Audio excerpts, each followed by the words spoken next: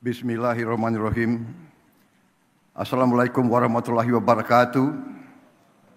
Selamat pagi, salam sejahtera bagi kita sekalian. Shalom, salve, Om Swastiastu, Namo Buddhaya, salam kebajikan.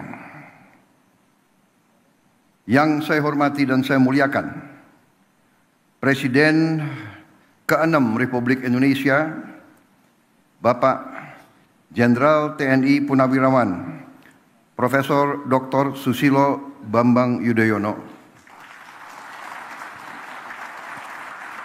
Yang saya hormati dan saya muliakan, Presiden ke-7 Republik Indonesia, Bapak Insinyur Joko Widodo. Wakil Presiden Republik Indonesia, Saudara Gibran Rakabuming Raka. Yang saya hormati dan saya muliakan, Wakil Presiden Republik Indonesia ke-13, Bapak Kiai Haji Profesor Dr. Ma'ruf Amin. Yang saya hormati dan saya muliakan, Wakil Presiden Republik Indonesia ke-10 dan ke-12, Bapak Dr. Muhammad Yusuf Kalla. Yang saya hormati, Wakil Presiden Republik Indonesia ke-11, Bapak Profesor Dr. Budiono.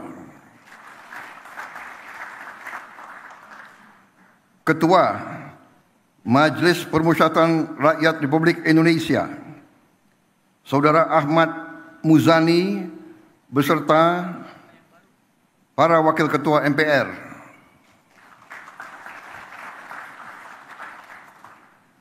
Yang saya hormati, Ketua Dewan Perwakilan Rakyat Republik Indonesia, Saudari Puan Maharani.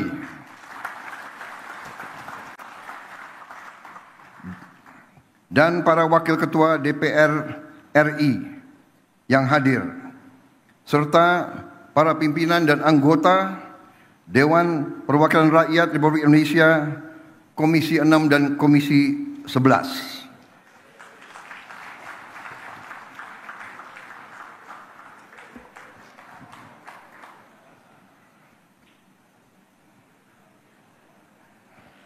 Tanpa mereka, hari ini tidak akan terjadi. Terima kasih Ketua DPR dan semuanya.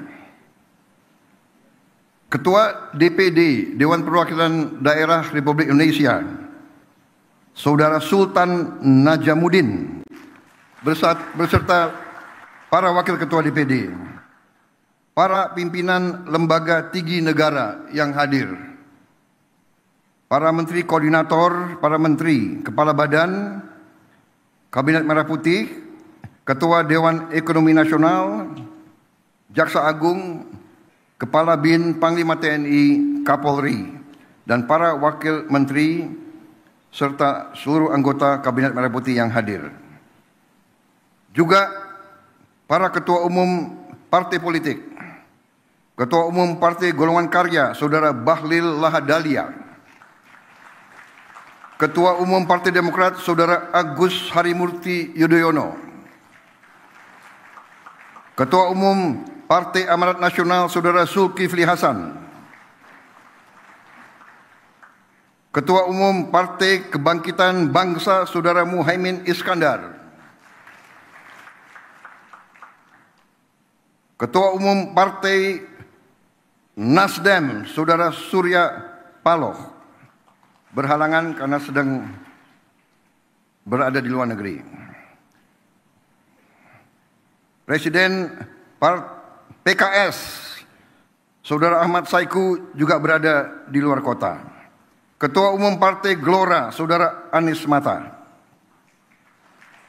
Ketua Umum Partai Persatuan Pembangunan, Saudara Mardiono.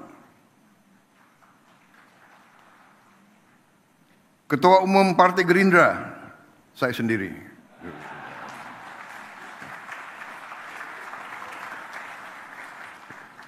Tapi hadir Ketua Harian dan Sekjen. Yang mewakili Partai Bulan Bintang, Partai Prima, Partai Garda Republik, dan Partai PDI Perjuangan.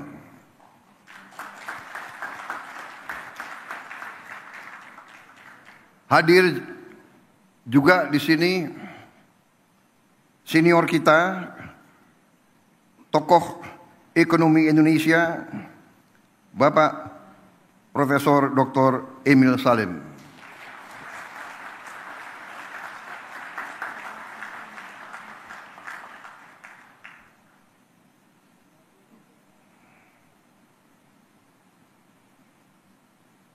Yang saya hormati, para duta besar negara sahabat.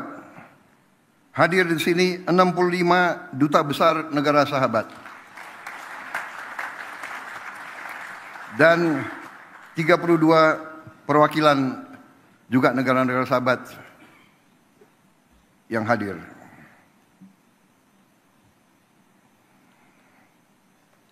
Saudara-saudara sekalian, para tamu yang saya hormati dan saudara-saudara sebangsa dan setanah air. Bulan Agustus ini, saya ulangi, saya juga hadir di sini. Maaf saya khilaf. Hadir di sini juga tokoh-tokoh organisasi agama, Ketua Umum Nahdlatul Ulama, Saudara Kiai Haji Yahya Khalil Stakuf, Ketua Umum Muhammadiyah, Profesor Dr. Kiai Haji Haidar Nasir, Ketua Presidium Konferensi Wali Gereja Indonesia, Monsinyur Antonius Subianto Bunyamin, perwakilan dari Persekutuan Gereja Indonesia, Majelis Ulama Indonesia, Parisada Hindu Dharma Indonesia, Pengurus Pusat Persatuan Umat Buddha Indonesia, Majelis Tinggi Agama Konghucu Indonesia. Hadir juga para ketua organisasi pengusaha. Hadir Ketua Umum Kadin beserta pengurusnya, Ketua Umum HIPMI beserta pengurus, Ketua Umum Apindo dan jajarannya, para pimpinan Foreign Chambers and Business Council in Indonesia, from United States, People's Republic of China, Europe, Japan, Australia, South Republic of Korea, and other friendly nations. Saudara-saudara sekalian, hadir juga tokoh-tokoh pengusaha nasional, Bapak Khairul Tanjung, Bapak Gariboldi Thohir, Bapak Franky Wijaya, Bapak Haji Andi Samsudin Arsyad, Bapak Anindya Bakri, Bapak Arsyad Rashid, beserta para pengusaha nasional, para CEO dan para pelaku ekonomi yang saya hormati. Hadir para pelaku perbankan nasional, Dirut Bank Himbara, Gubernur BI yang saya hormati, Ketua OJK, Kepala LPS, Direktur Utama Bursa Efek Indonesia, dan para pengguna pasar modal. Hadir juga para rektor-rektor universitas, serta para pimpinan redaksi dari media-media nasional. Hadirin tamu undangan yang saya hormati, saudara-saudara sebangsa dan setanah air. Bulan Agustus ini, bangsa yang kita cintai, bangsa Indonesia, akan dengan bangga merayakan 80 tahun kemerdekaan. Selama 8 dekade, kita telah menghadapi berbagai tantangan dan ujian. Namun, kita tidak pernah goyah dalam mewujudkan visi membangun Indonesia yang sejahtera. Kita telah berkorban begitu banyak demi menjaga negara kesatuan Republik Indonesia dan menegakkan cita-cita luhur yang menjadi dasar berdirinya bangsa kita. Namun, di tengah perayaan atas capaian yang telah kita raih, kita juga harus berani menghadapi kenyataan. Kita harus bertanya kepada diri kita sendiri. Setelah 80 tahun merdeka, mengapa masih ada anak-anak kita yang kelaparan? Mengapa para petani dan nelayan kita masih berjuang untuk mendapatkan hasil yang layak dari kerja keras mereka? Mengapa setelah 8 dasawarsa masih ada desa dan kota yang belum tersentuh listrik? Mengapa di tengah kekayaan yang kita miliki, masalah-masalah ini masih tetap ada? Dan yang lebih penting, bagaimana kita dapat memperbaiki keadaan ini? Bukan karena kita kekurangan sumber daya, tapi mungkin karena cara kita mengelola dan memanfaatkannya belum sepenuhnya memberi manfaat sebesar-besarnya bagi rakyat. Inilah kenyataan yang harus kita akui. Karena perubahan yang berarti hanya bisa dimulai dari keberanian untuk melihat kebenaran. Keberanian untuk melihat kekurangan-kekurangan kita. Mengelola dan memanfaatkan sumber daya alam yang dianugerahkan Tuhan untuk sebesar-besarnya kesejahteraan rakyat dan masa depan Indonesia adalah tugas utama kita.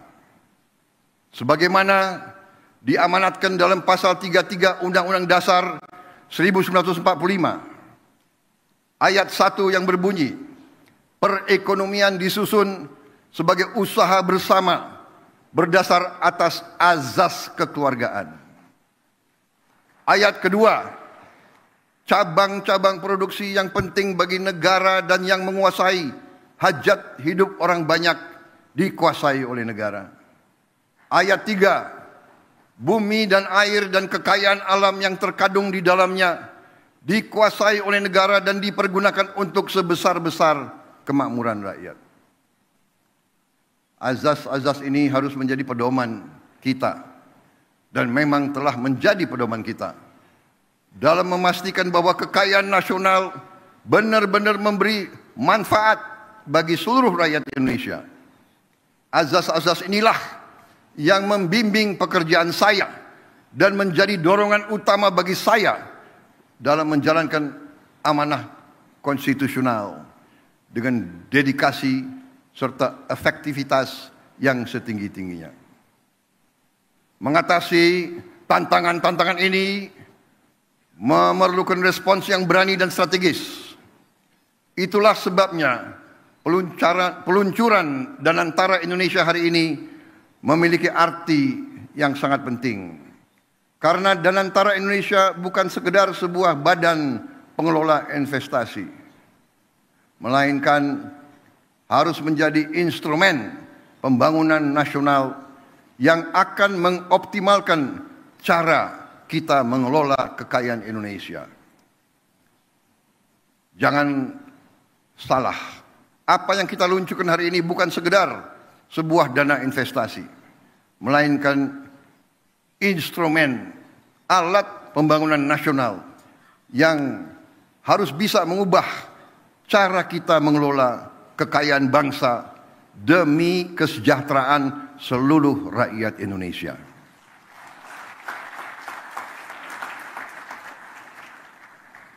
Kita telah membuktikan komitmen dalam mengelola kekayaan negara dengan disiplin keuangan yang ketat dan tata kelola yang bertanggung jawab.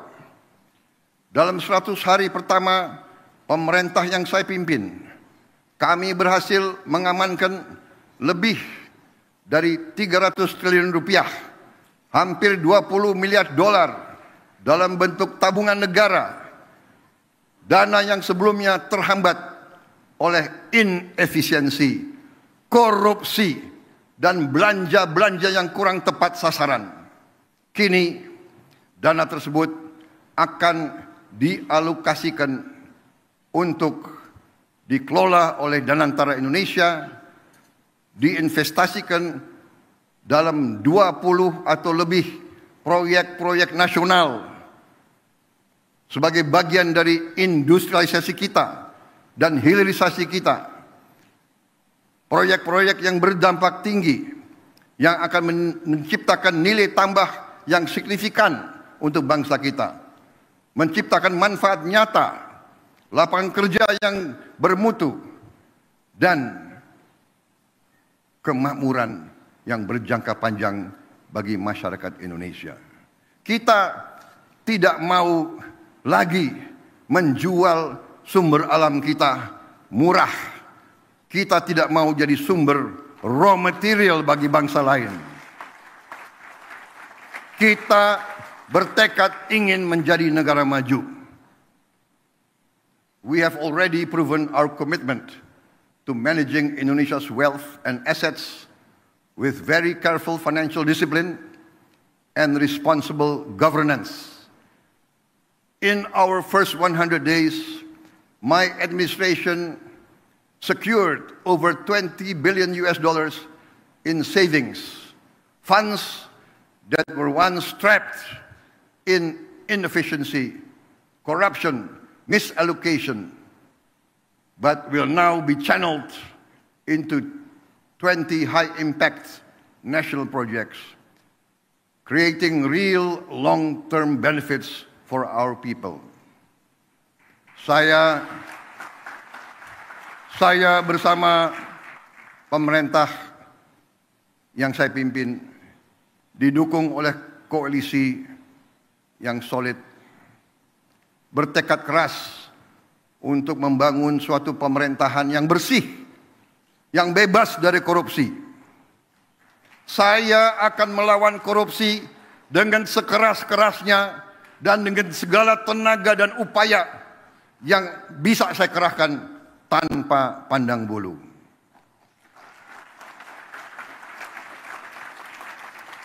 Prinsip yang sama akan menjadi fondasi dalam pengelolaan Danantara Indonesia. Visi untuk mengelola sumber daya nasional secara bijaksana bukanlah sesuatu yang baru. Tidak lama setelah kemerdekaan, para pendiri bangsa mendirikan Bank Industri Negara untuk membiayai sektor perkebunan, industri, pertambangan.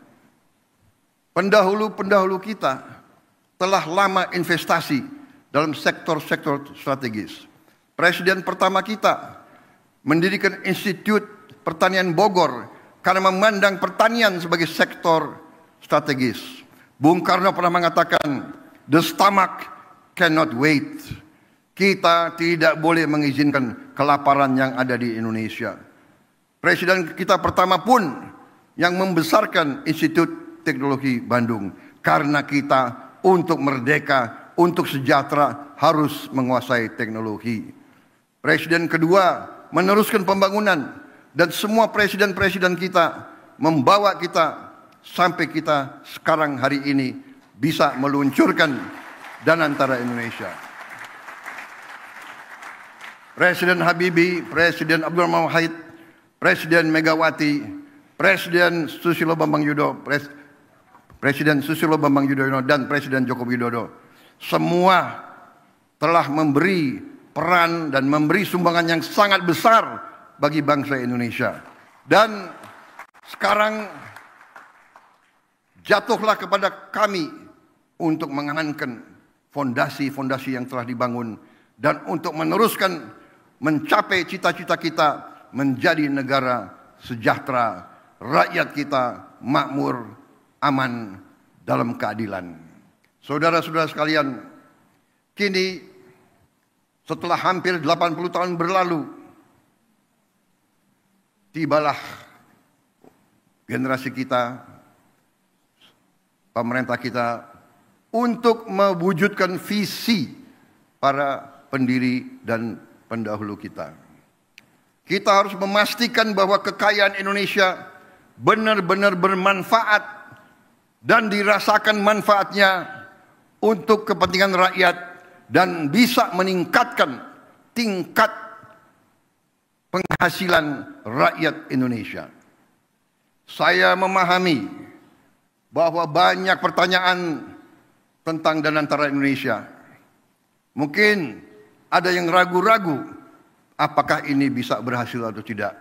Hal ini adalah wajar karena inisiatif ini belum pernah ada sebelumnya. Namun hari ini seluruh rakyat Indonesia patut berbangga karena dengan total aset lebih dari 900 miliar dolar Amerika, Danantara Indonesia akan menjadi salah satu dana kekayaan atau sovereign wealth fund negara terbesar di dunia.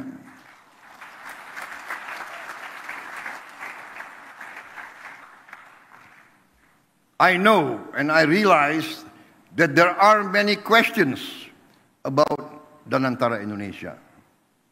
This can be expected because this is a new initiative, unprecedented in our history. Today, all Indonesians can be proud to learn that with total assets of more than 900 billion US dollars under management, Danantara Indonesia will be one of the world's largest sovereign wealth fund. Danantara Indonesia adalah solusi strategis dan efisien dalam mengoptimalkan badan usaha milik negara. Kita tidak hanya akan menginvestasikan dividen BUMN ke industri-industri yang mendorong pertumbuhan jangka panjang, tapi juga akan mentransformasi BUMN kita menjadi pemimpin kelas dunia di sektor masing-masing. Perusahaan yang kompetitif, profesional, dan terintegrasi dalam ekonomi global. Kita ingin melihat lebih banyak BUMN Indonesia masuk dalam daftar Global Fortune 500. Membuktikan bahwa Indonesia bukan sekedar pengikut, tapi Indonesia juga dapat menjadi pelopor dan pemimpin dalam perekonomian dunia. Gelombang pertama investasi senilai 20 miliar dolar Amerika dalam kurang lebih 20 proyek strategis bernilai miliaran dolar akan difokus pada hilirisasi nikel, boksit, tembaga, pembangunan pusat data kecerdasan buatan, kilang minyak, pabrik petrokimia, produksi pangan dan protein, aquakultur, serta energi terbarukan. Inilah sektor-sektor yang akan menentukan masa depan kita, ketahanan kita, dan kemandirian bangsa kita. Pembentukan Danantara Indonesia menandai era baru bagi badan usaha milik negara, yang kita pandang bukan hanya sebagai entitas bisnis, tapi sebagai aset nasional yang akan menjadi agen pembangunan dan pertumbuhan. Fundamental bagi pertumbuhan ekonomi dan kesejahteraan rakyat. Oleh karena itu, BUMN harus beroperasi dengan standar yang tinggi, governance yang terbaik. BUMN harus mengedepankan inovasi, gagasan besar, transparansi, kemajuan teknologi, sekaligus menjaga disiplin, kehati-hatian, serta komitmen terhadap tata kelola yang baik dan pengelolaan yang bertanggung jawab. Kolaborasi antara Danantara Indonesia, BUMN, dan mitra sektor swasta, dan UMKM serta koperasi akan menjadi kunci dalam memaksimalkan peran mereka dalam pembangunan nasional. Namun, ikhtiar kita terhadap Danantara Indonesia tidak berhenti di dalam negeri saja. Danantara Indonesia juga akan menjadi agen bagi peran global Indonesia yang semakin kuat. Melalui inisiatif ini kita akan menjalin kemitraan strategis dalam energi terbarukan, infrastruktur, pendidikan, dan menempatkan Indonesia sebagai pemain utama di tingkat global serta berkontribusi bagi kesejahteraan dan stabilitas regional dan dunia. Para tamu undangan yang saya hormati, para duta besar, para tokoh-tokoh bangsa yang hadir di sini, para pemimpin-pemimpin dari semua kalangan dan semua sektor. Dan antara Indonesia menyampaikan kepada dunia bahwa kita siap untuk bekerja sama. Indonesia sends a clear message to our friends and our partners worldwide.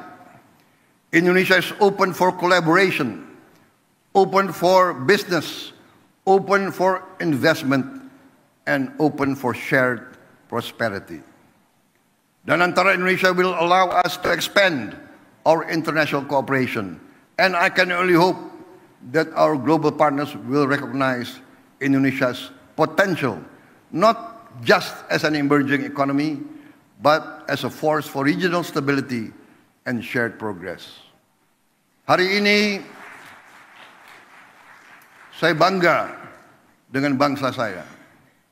Saya bangga kepada semua pihak yang telah bekerja keras mewujudkan Danantara Indonesia, karena ini adalah tonggak sejarah dalam perjalanan Indonesia menuju kemandirian ekonomi, ketahanan dan kesejahteraan. Dengan daya Anagata Nusantara yang artinya adalah energi, kekuatan masa depan bagi Nusantara, kekuatan energi masa depan bagi Indonesia. Yang artinya adalah Danantara Indonesia adalah untuk anak dan cucu kita. Danantara Indonesia untuk itu harus dikelola dengan sebaik-baiknya, dengan sangat hati-hati, dengan sangat transparan, dengan saling mengawasi, harus bisa diaudit setiap saat oleh siapapun. Karena ini sekali lagi adalah milik anak dan cucu kita, milik generasi penerus bangsa Indonesia. Saya yakin dan percaya Indonesia akan terus melangkah maju, lebih kuat dan lebih bersatu dari sebelumnya. Dengan keyakinan ini mari kita bergerak bersama, bersatu dalam tujuan, teguh dalam tekad, dan yakin bahwa pencapaian terbesar Indonesia masih ada di depan kita. Saudara-saudara sekalian, percayalah, Indonesia akan capai cita-citanya. Kita akan menjadi negara maju, negara makmur, negara terhormat. Terima kasih. Wassalamualaikum warahmatullahi wabarakatuh. Salam sejahtera bagi kita sekalian. Shalom salve. Om Santi Santi Santi Om. Salam kebajikan, namo buddhaya. Merdeka! Merdeka! Merdeka! Terima kasih.